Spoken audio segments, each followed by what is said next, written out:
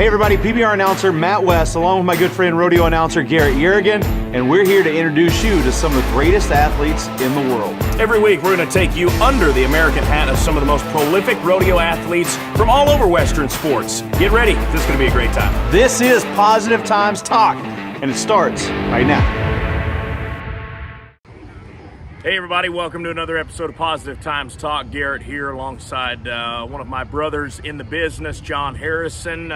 What is it now? 5, 6-time NFR Barrelman? What's the count? 6 times. 6 yes. times. Hopefully we're not done. Hopefully we're not done. So who's got the record? Flint? Flint, yeah. I'd say so. What's he at? 8, I believe. So I remember one of our good friends, Justin Rumford, he told Rump, they were bashing each other one time about, when Rump won his first Clown of the Year, Flint made the comment, call me when you get to 8 or something. Right. And I remember the story of when Rump won his 8th, middle of the night, South Point partying it up, and he calls Flint in the middle of the night. Perfect. So do you have your speech ready for when you get to make the Flint call too? Gosh, no, I don't. I'm going to wait till that happens, and I'll be just thankful, I guess. Yeah. Don't want to get my hopes. I'll jinx myself, then I'll be done.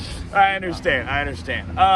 So I guess let's kind of go back to the beginning. Obviously, I know that you're the grandson of the world champion bull rider Freckles Brown. Right. Where did rodeo start for you? So it started right there. Growing up, I didn't know Freckles growing up. When I was a small child, I didn't know Freckles as a rodeo legend or anything. I knew his grandpa. I hung out with him. We'd go to the pasture with him. He had a bunch of F1 crosses. You had to stay in the back of the truck or you might get hooked kind of deal, And so we'd go to the pasture, and we went. I bought my first cow with him. Actually, he'd take me to the sale barn. So my parents was working, and instead of getting a babysitter, I stayed with Grandma and Grandpa during the day. And so we'd go to the sale barn. We went to Durant, Oklahoma one time to the sale barn. I see him. He'd always wave that paper, and I'm like, what?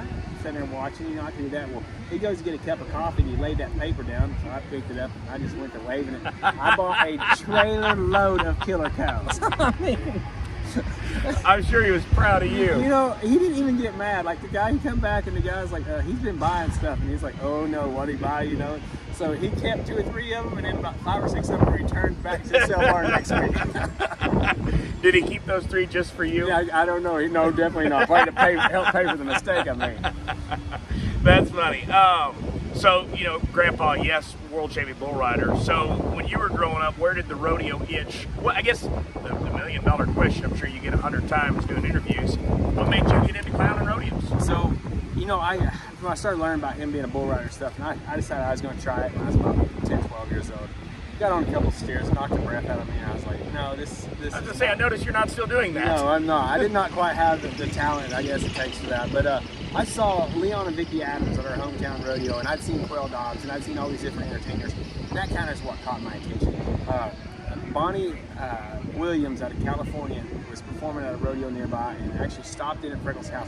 He always had everybody stopping in. Clint McSpadden, there's always somebody at the house. We had ladies there all the time.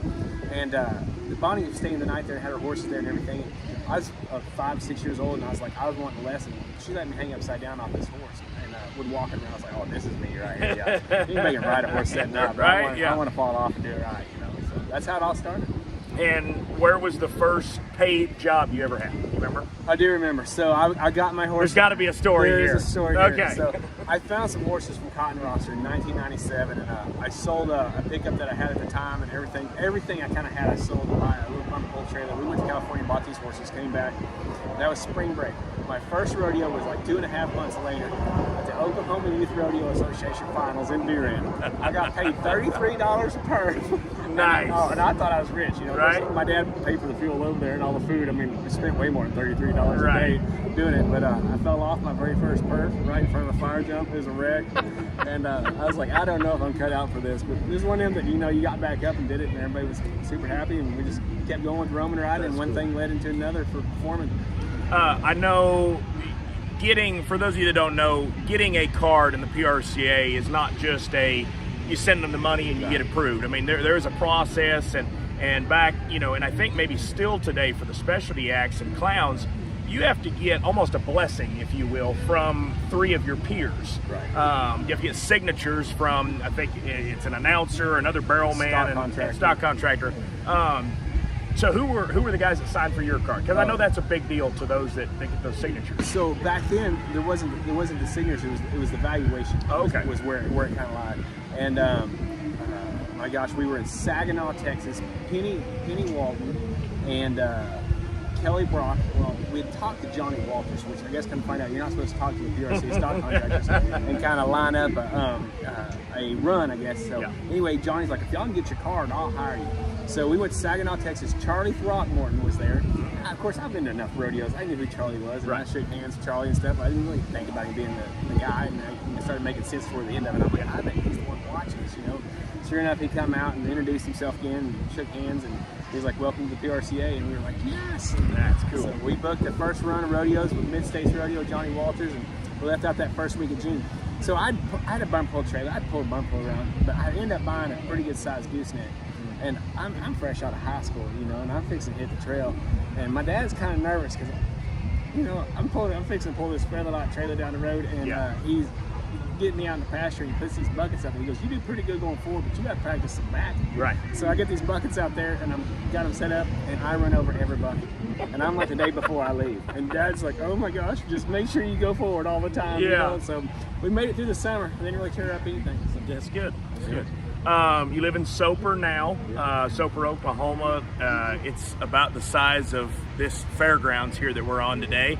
Have you always lived in Soper? Born and raised right there, so yeah, on the ranch that Freckles originally bought. That's cool. And I was just going to say, I remember you talked about the house, not the house that you and Carla live in now, but the house that you previously lived in was Freckles' house, right? That's right. So they bought the ranch like in '59 or something like that, and they lived in a 2-room shack down the middle of the ranch, and no running water in the house. Had to go outside the well, and they had an outhouse.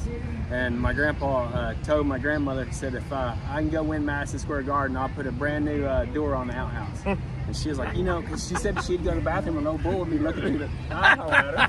And so anyway, he got back, he won Madison Square Garden, and he says, you know what, we're gonna break ground. They built a new house, and that's the house that we actually just moved out of. That's incredible. You know, you made a comment a minute ago about when you were growing up, you remembered so many people in and out of the house and stuff from Clem and all the legends of rodeo now. There's so many things that I want to go with this next part. I'm not even sure where to begin, so I'll say this. The Clown family. Right. You and Carla and the 3 kids, and of course the guardian angel, Billy, above. Right. Can you even put into words what the rodeo family means to you? You know, so the immediate family, the Clown family, which is, you know, the nucleus for us. So it's one of the deals, you know, one day you hope or you pray to God you'll find that right woman. And I'd kind of given up, to be honest with you. I went through college. My mom and dad met at college, and he was like, you know, I'll meet somebody at college. I didn't meet anybody at college. I was like, all right, well, you know, here goes the single life. And so anyway, we was doing World's Toughest Rodeo, and I met Carla, and I knew I liked her. I didn't date her for another year or 2, and then were you intimidated by her? Slightly, you know. She's beautiful. She's a fast talker. Beautiful. Yeah. She's a fast talker. She's an auctioneer. You true, know? very true. I couldn't keep up, and it kind of scared me. She was a little bit from California, so I didn't know about that fun. So yeah. long distance relationships and all that. I was like, I don't know if this is gonna work. But anyway, so the rodeo world led us together pretty much. Steve Gander, World's Toughest Rodeos, where we met. She's doing media and marketing. So then years later, we get married, and we start having children. And when we lost Billy, so we had Addie first, and then Kaz, and then Billy. And when we lost Billy, that's where the rodeo family started meaning so much to me. I mean, one thing about rodeo, you go to every rodeo, and every weekend you see new faces that you know, and you're like, hey, what's up, buddy? And you hug each other, and you look forward to a fun weekend hanging out.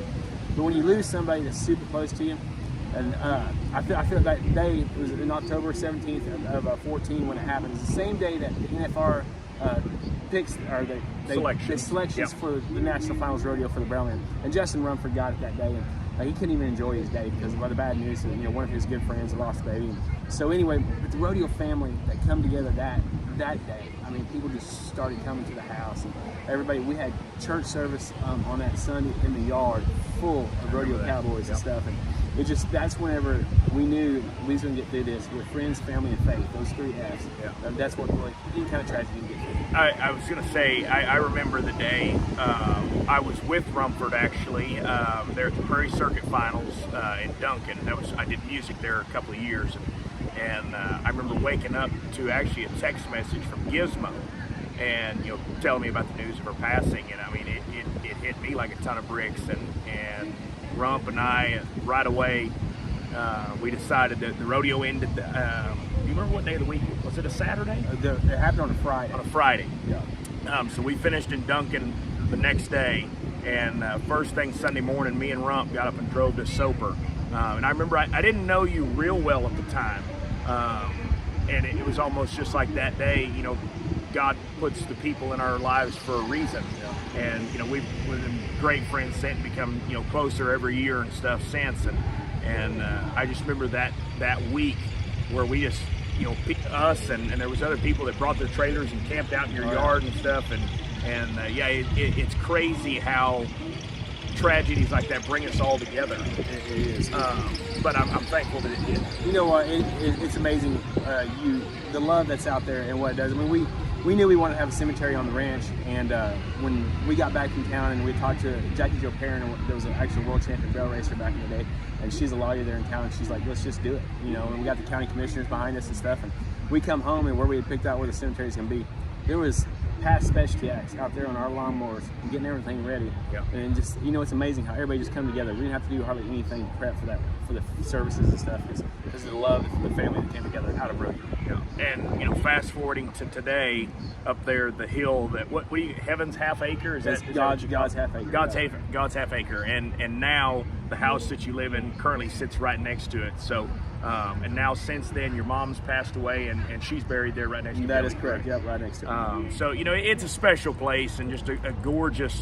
For anybody that has not yet been to the Harrison Hotel, as we call it, it's just a gorgeous place, and we're so thankful to you and Carla and the family for sharing that with us and getting to have those giveaways. But what keeps you going in rodeo? When you wake up, and I can attest, it's the traveling that wears us all out and the thousands of miles. But when you wake up every day, what keeps you going in rodeo? Of course, being friends with everybody, the atmosphere once you get to the rodeo is so much fun. And of course, performing for people in the stands and making people laugh, I love too. I mean, you gotta think everybody in the audience has problems. I don't care if it's financial problems, marriage problems, or job, whatever it is. And for 2 hours, people can come to an event and get away from whatever's going on in their world. And I love that part. But truly, the nucleus of the rodeo family and how much they mean to us, and being able to hang out with somebody different every weekend is probably my favorite part about it.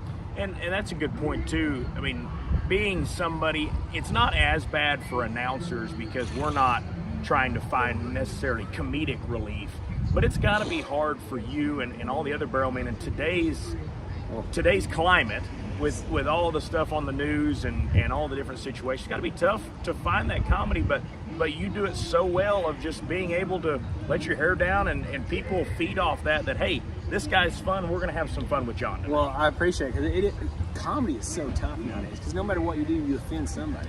Yeah, it may be my wife. You never know what's going to happen in the arena. Because a lot of the stuff I do is not canned. I don't want to say. I have some stuff that I go to that's normal, but I play off the audience and what's going on. So situational comedy. Situational, exactly. So I'll come out of the arena sometimes, and my wife is my best critic.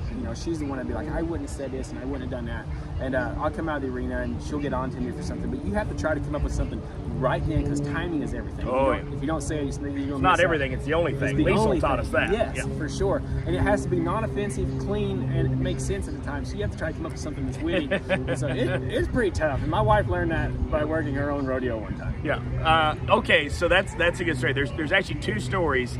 There was one. Now that you said that too, tell us about Dottie's first experience climbing a rodeo. So Dottie, my wife, has given me so much hard time about in the arena what she had done and how she would have said something. By the way, this is one of the first interviews John's ever done where Carla's not been standing around here watching this. So when Carla gets to see this, I'm sure she doesn't even know we're doing this interview. She will be interjecting. She'd been interjecting right here. Let me tell this story. So we go to Cody, Wyoming. We are laid over, and I called Maury. I was like, "Hey, can we park there?" He's like, "Hey, absolutely, no problem." So we are actually in an antique shop at 2:00 in the afternoon in Cody, Wyoming, and Maury calls me and says, "Hey, my clown just quit." And he goes, "If someone can bail me out tonight?" And I was like, "Yes, sir. Got you covered." Got you covered. That's I hung up the phone. I said, "Carla, you got a gig tonight." She's like, "Doing what?" I said, "You're the clown of the Cody Night Rodeo." And she's like, "Oh my gosh, no." So we bought her, we was in the same store we was in, there was an old red felt hat in there. And we got that, a red blazer, a white shirt, and a white pants. She looked like a 1970s rodeo. and she did her makeup all over again. Kate Rogge was announcing, and we kept giving her a hard time. Bud and Sissy, Yep. you know, the Urban Cowboy, riding the mechanical bull. That's a good 90s movie for some of you young folk. Yeah, young folk. Go check that movie out. So anyway, Carla, we kept talking about, you know, riding a mechanical bull and stuff. So anyway, she gets out in that arena and she looks up at Cade and goes, Cade, you gonna ride that mechanical cowboy tonight? And I was like, oh, I don't believe I'd have said that. She's like, I couldn't get out of the arena fast enough. She was so embarrassed. I was like, that's what I'm talking about. It happens to everybody. Oh my God. So one of my favorite stories that I've heard you tell 2 or 3 times now, and it still makes me laugh, and I don't know why, it's just funny. I want you to tell the story of when you called Carla's dad and asked for her hand. So my dad always told me, he says, when you find the right woman, you gotta call the father, right, and get permission. I'm like, oh, all right, I can do this. You know, he lives in California, and so I was like, as a rodeo clown, I ain't gonna just pick up and drive to California. I can't afford to do that. So I was like, surely he'll understand a phone call. Now, have you ever met him in person before Absolutely. this? Okay, I knew him. He knew me. Like, we'd been to family Thanksgivings and stuff. I'd fly out there all the time. Knew him, you know, I say pretty daggum good. You'll find out here in a minute, not as good as he thought. So I pick up the phone. I'm pacing the hallway at the house, you know, and I'm like, just do it. I pick up the phone. I call. Carla's mom, Ginger, answers. She's like, I was like, hey, Ginger, this is John. Can I speak with Roy? She's like, sure, hang on. She hands the phone over to Roy. I was like, hey, Roy, this is John. I just want to let you know that I really love your daughter and would love to have your permission. I want to marry her and see if that's okay. He's like, yeah, you know, I think that's fine. That's great. He goes, and when I get back home, I need to get some new tires put on this vehicle. And I was like, this is John from Oklahoma. He goes, oh hell, you can marry her too. I don't care. So the other John was the oil change guy in town. I'm like, dang, he was going to give her the first person that called anyway. Why was I nervous? He was either that or you made such a great impression that he didn't know really who John was. Exactly. My wife was like, I think he just wanted some free tires out of the deal, but he didn't get it. So. Oh my gosh, that's funny.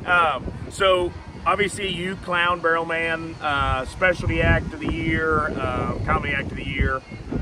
So we said NFR Brown. How many times you performed at the NFR? 9 times. 9 times. Yeah. Wow, that's incredible. We got lowered out of the ceiling, trick open, down to my horse, and jumped a 1930-something model convertible car. It was the very first time that my horse ever jumped the car in the perf.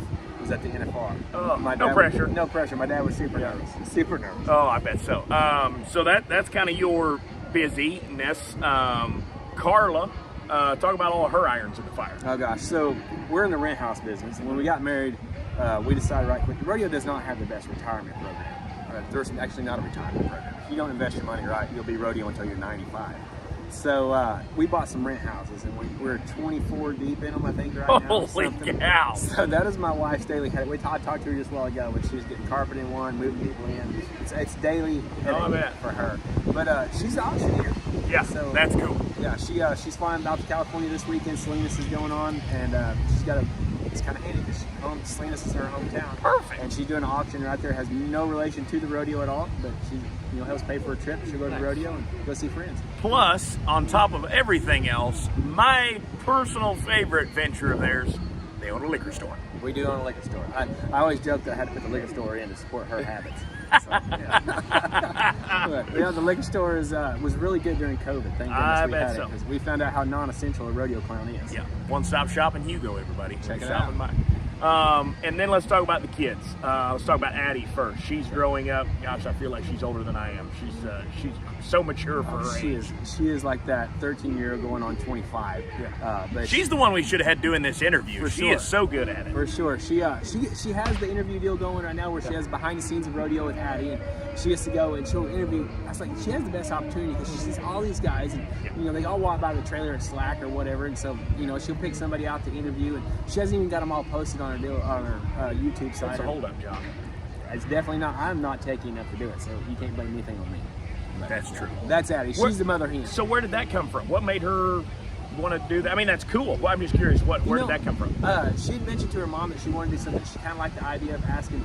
She's asking questions about contestants, and mom's like, "Well, why don't you just ask them?" Yeah. And then she's asking questions though that, like, not what you would see on the Cowboy Channel, not like how was that horse and stuff. And, she asked JJ Hampton, like, how'd you get JJ? Like, where does that come from? That's like, ask cool. about the names. Personal interest. Personal interest. She asked the Smith boys the other day. It was pretty good. She made this sign, and all of them had he said Jake, Clay, or Britt on it, and all three brothers are sitting there, and she's like, which one's the mama's boy? And they all turned and they pointed to every one of them said they all are. So it was pretty fun. That's cool. Yeah, I should have got her on this interview. You should have. Caswell. Oh gosh, he's my 11-year-old mullet-wearing blonde son. Davy Crockett. Davy Crockett. He is hunting, fishing, whatever he can do to stay outside. That's his gig. And his latest, he's wanting to be a bull riding bronc rider. Right? Oh, he went to Riding on Faith camp, and Dusty Tuckness is there and helped him through all the whole thing. And he's got a fever for it now. He's wanting to ride bulls and wanting to ride saddle steers. And maybe he's the next Freckles Brown. I mean, I don't know. He's going to be tougher than me. Hey, if he's a great bronc rider and bull rider, he could be the next Stetson Wright. That would be awesome. That'd be fantastic. That'd be great. And of course, Billy would be in there next, your guardian angel. Yep. And then now we've got Boss Baby. Oh my. Charlie. She's the handful. Yes. Charlie is the one that they say God will let you know when you're done having kids, and he shut us off right there. Yeah, she is the one. She's in charge of everything. She is that one that we started kindergarten. Been in kindergarten for 2 days, and we got a phone call from the teacher. So it's the first day of school actually. So they're all sitting there coloring, and we've just left Ogden, Utah. Every rodeo has a hospitality, And right. There's hospitality. They got water and beer there, and she figured out that if people would come and she would get them whatever they wanted, they'd tip her a dollar. What an entrepreneur! So she's sitting there and she's handing people stuff at hospitality. So the teacher, first day of school, whatever, they're coloring for the first half of the day, and the teacher says, "Well, all right, now tomorrow we're gonna have to start learning to count and start learning our letters and stuff because one day you'll have to grow up and get a job where you can make money." And she goes, and the teacher called on her and says, "Yes." She goes, "I've been making money all summer. I've been selling beer to contestants." We got the first phone call about our 5-year-old daughter selling beer. She does not work at the liquor store. Oh my God, I can totally see this. Yeah. I don't doubt so that. sassy. Oh, that's incredible. So finishing out, let's see, we're currently here at the Oklahoma State Fair as we're sitting here today. So we're latter part of September. What's all coming up next for you? So we'll leave the State Fair this next Sunday. We'll get done here wrapped up at home Monday. Wednesday we'll go to Fort Smith for the Extreme Bulls, which is one of my favorite, events to watch because it's like the true cutoff to find out who's going to the Wrangler National Finals Rodeo. That's kind of the do or die, moment there. And then we'll go to Rosenberg. We got Liberty, Belleville, Seguin, and Indianapolis for the National FFA Convention for the Bulls and Broncs there. It's a fun event. And then we're taking off to Key West for a little clowncation. Should be fun. Can we tell that story of how we got kind of forced into this vacation? I guess we can tell the story. So I'm not going to name names, but somebody accidentally booked a weekend on a private island in Key West. I wonder who that could be. So, in my defense, I'm not real good with technology. I ordered a hot tub on the internet, never got it, and paid for it. And this right here, I put in the credit card, and it said apply for this island. I was like, well, I'll apply for it, and surely they'll let us know if we got it or not, and then we can decide if we want to go. But I guess once you put the credit card in, it says accepted. It was non-refundable. Island sleeps 20, so a bunch of us are going to Key West. Over Halloween weekend. Freak week. It's going to be great. Yeah. We all have to dress up. You have to get off the plane, head right to the island, get in your costume, and we're going downtown. John has an Instagram. It's Clown John Harrison, right? Yep. I have Instagram and Facebook at Garrett Yerigan. I would suggest following us too, because the entertainment value could be at an all-time high. It's gonna get good. Yeah. Plus, what is your costume? I can't tell you. It's a surprise. What's your costume? I'm not telling you. I would like to add, this is also the guy that accidentally bought a bouncy house on Amazon too. Well, I'm not good at it. My wife had it in a basket for me to look at, and it showed up at the house. This man should not have an iPhone, folks. I don't need a phone. I am not good with it. Hey, he used to have a Facebook too, and my wife's still mad at you about that. I didn't have any social media, and I hung out with Garrett one weekend. And next thing you know, I have Facebook. My wife's like, we didn't see you for 2 months because you're always on the phone. In our defense, or mainly mine, it was Claremore, Oklahoma, the weekend of the year of the Great Flood. What year was that? 20? It was golly, 13ish. Yeah, 13. And I was staying in John's trailer that weekend, and I was trolling through Facebook. It was pouring down rain. I mean, nobody wanted to be outside. And I was trolling through Facebook. He's like, what else is on there? I'm like, just people's lives, a lot of stuff that we don't care about, but people feel the need to put on there. But it's kind of how you keep up with people, Somebody got married, had a baby, kids playing baseball, stuff like that.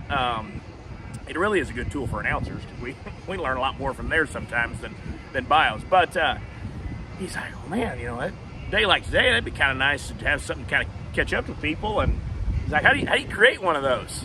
So here we go. Sign him up. Yeah, his wife. We spent the next 3 hours trying to teach me how to post something, how to comment. Like, it was bad. And it made it till what year did you get rid of it? Oh, like 2 years later. Yeah, it didn't make it but a couple years, and he was deleted it. Yeah. Well, I noticed that. Here's that reason I deleted it. It's because my son was wanting to play catch. He was at a rodeo, and he said he's got the ball and glove, and he's throwing in the air, and he's like, Dad, let's play catch. I was like, all right, I will here in just a minute. And I caught myself scrolling, and then I was just like, I don't want to be that dad. And I just deleted Facebook. Yep. So now he just has Instagram because it's only pictures. So yeah, a lot less reading. I don't like reading. So. No, it's better that way. I know, like you said, you've been National Finals Barrelman Clown of the Year. What's left in John's career? I know you're far from over. Oh yeah, I hope far from over. But what is still on the bucket list? Man, I guess I've never won Clown of the Year. Okay. Never ever. And you're against Justin Rumford. How do you beat Justin? Justin's like the best. I mean, there's no doubt. I love watching Justin. Justin, you're in the way. Justin, you're in the way. but I would never. I mean, I guess it'd be fun. I remember seeing Keith Isaac Flint win, from Man in the Can to Act of the Year and Clown of the Year. I guess that would be the trifecta. That awesome. The ultimate dream for me. Yeah. The success. But if it don't ever happen, I've had one of those careers that I'm blessed. All the titles that I've had, the family that I got, and the career that I have. I don't know how you can ask for anything better. Awesome. Well, thanks for sitting down here for a few minutes. Sounds like the next show just ended, so we probably ought to go and get back to our jobs. But thanks for tuning in for this week's Positive Times Talk. He is the one and only John Harrison. I'm Garrett Yerigan. Thanks for joining us. And remember, keep those American hats on top, little positive times underneath. We'll see you soon. Thanks for tuning in. That's this week's episode of Positive Times Talk. Hope you guys enjoyed it. Follow American Hats on all your favorite social media platforms, and be sure and tune in with us again the next time we join